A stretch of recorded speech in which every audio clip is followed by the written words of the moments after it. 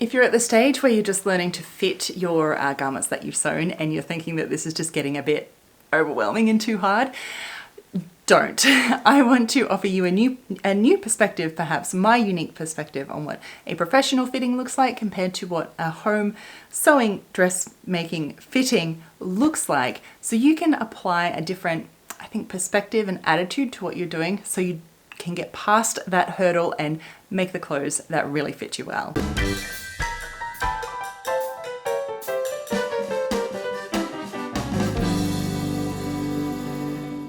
My friends, my sewing friends, I see so many comments and here on YouTube, in Vintage Sewing School, in forums, everywhere about how hard fitting can be. And I don't think it's necessarily about the fitting exercise. I think it's more about the perspective and the view that we have of this whole thing we call fitting garments ourselves. We've talked a lot about fitting recently here on YouTube and how, well, learning to sew clothes or garments is actually learning two skills, right? It's learning to sew and it's learning to pattern fit and alter, which no, I know, no one told me that it was actually two skills either. I feel like lots of new sewers get stuck at the fitting stage, and this is where a lot of people give up. I see this all the time, and I don't want that for you.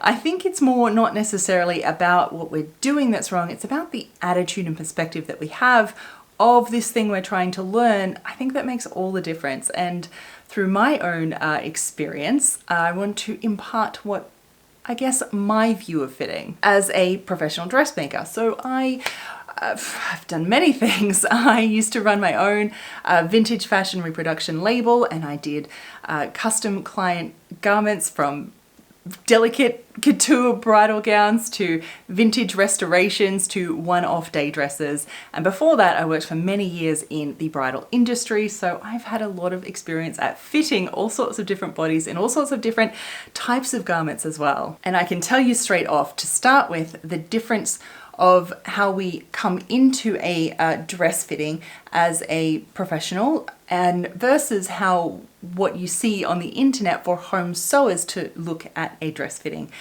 And so let's talk about, I guess, the differences first, and obviously how you can apply some of these, not even techniques, but some of these ideas and views into your own sewing so you can get past these hurdles that we often so get stuck at. In the garment industry, we don't really approach the fitting the same way.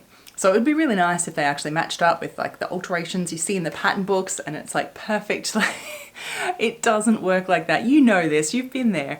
It's generally a case 99% of the time, and I impart this into my members at Vintage Sewing School in every tutorial that I make on pattern fitting, is that it's generally never one alteration or one single thing. It's like lots of little tweaks, many little tweaks here and there that make up the alteration that you need. And hence why I say this isn't necessarily that we do different things to our patterns and adjusting, it's the way that we approach the whole thing and our view of it. And I'm going to give you an example on Dolly here, who's demonstrating for us in a minute. The truth is that I don't know of anyone else that goes into a professional dressmaking fitting talking about FBAs and forward shoulder adjustments and sway back adjustments. These aren't terms that we use in the garment industry.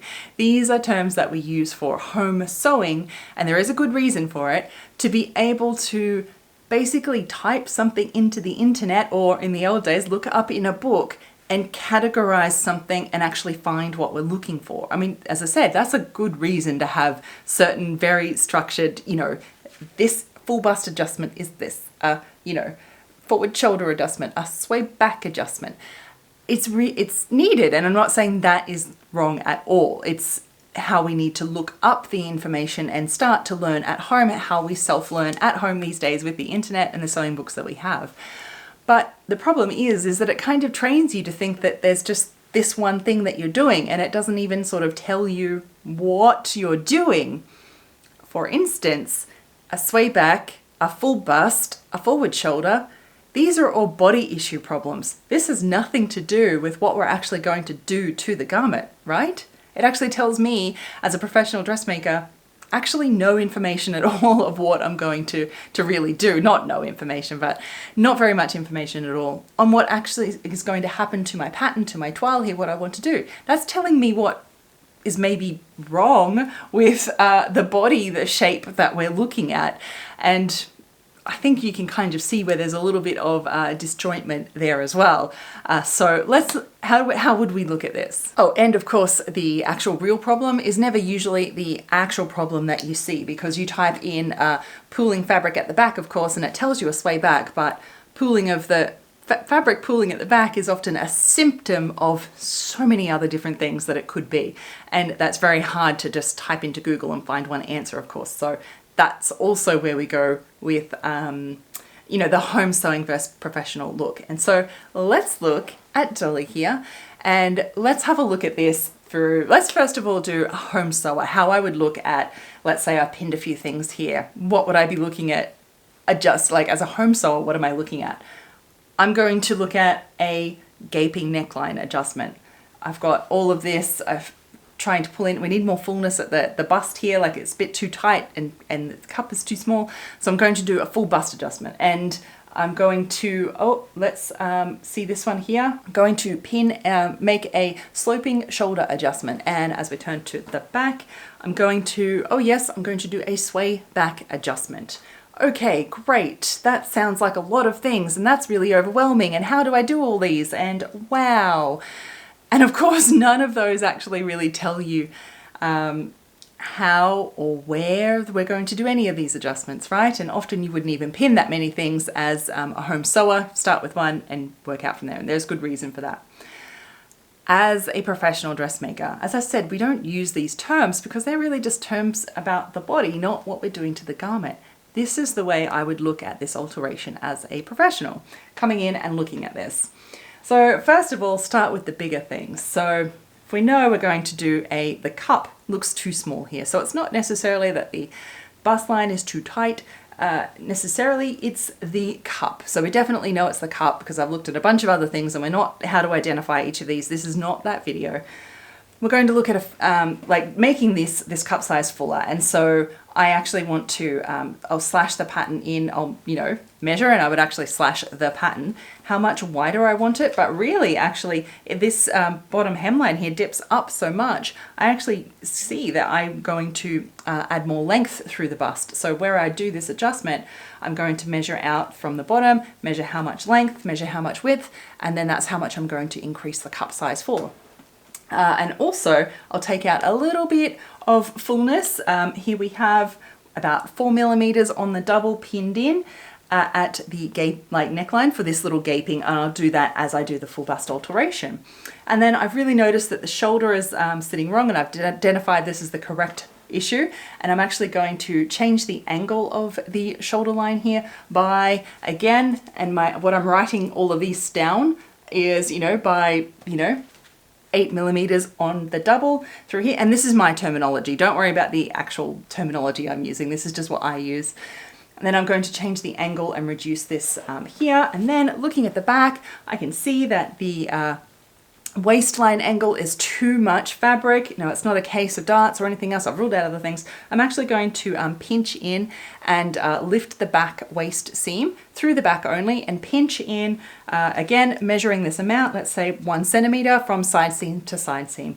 And then I'm going to make up another toile and assess my situation. Through that, I didn't say one thing about body issues or anything. And during all of this, I'm really looking at exactly where all of this needs to be taken. For example, the gaping neckline, this is the kind of natural spot. I don't want to take it from up here or here. I'm really looking at where the fabric falls naturally on the body and looking at, basically it's just a bunch of either adding or subtracting bits from all over the body. And we're looking at it as we're sculpting around the body here, tweaking there, in, out. Basically that's all it is, in and out, here and here, to sculpt and mold the garment to make it fit our body. We're not talking about certain body ailments that need adjusting. And looking at it in that, it's always, there's not just like one alteration that we need, it's a bunch of different little things here and there, a little bit here, here, is generally as I said, 99% of the time, the solution that you need is little bits here and little bits there. And I hope that's very much explains what I'm trying to express as the view, the perception that we have coming into it as a professional dressmaker versus what we are sort of seeing and taught as home sewists online. And as I said, there's good reasons why that it needs to be searchable and categorized into things so we can actually train ourselves and learn on the internet. That's how we need. But how can you take this, what I've just sort of shown you, and apply this to your own sewing to perhaps make a few more adjustments and a better perspective that doesn't leave you feeling like you're failing at it and leave you just feeling like you're lost and it's too hard, and we don't want that. So the first thing, the number one thing to remember is that it will 99% of the time be a bunch of little tiny tweaks and alterations that you need to do to get the fit that you really want, not just a full bust adjustment and a sway back adjustment and whatever measurements they tell you to kind of do online. Look at your body, which leads into the second one. Really look at how it fits and see how much and where it needs to come from. So have a really good look at where those lines tell you, where they're pointing, where it's best to be able to pivot these things from. And then the third is to actually try as hard as you can to pin in or even slash and open up the full amounts that you need. For example, let's just have a little look at this one here. What I mean is pinning is quite easy, like pin it in exactly as if you would do the pattern alteration so you can see what it looks like.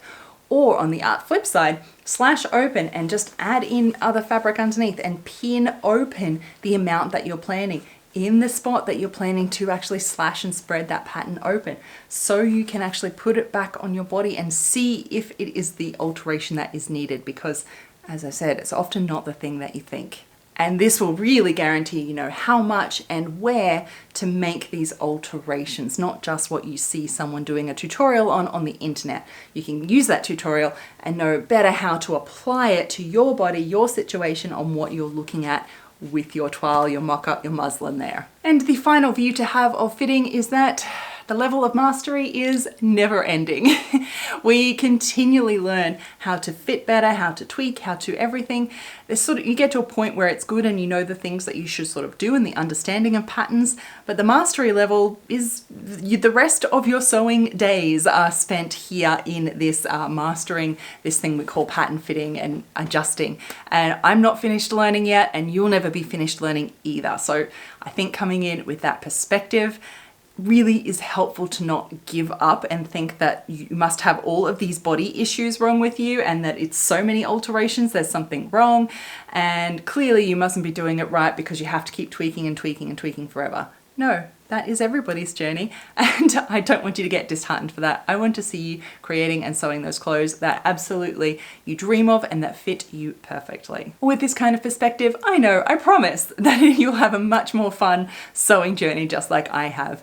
I would love to know down below in the comments what has been your biggest takeaway from this, hearing this. I'd love to hear it. And also, let me know, what are you struggling with in fitting at the moment, because I just might make a video about it. Thank you so very much for watching, my sewing friends. Until next time, happy sewing. Bye.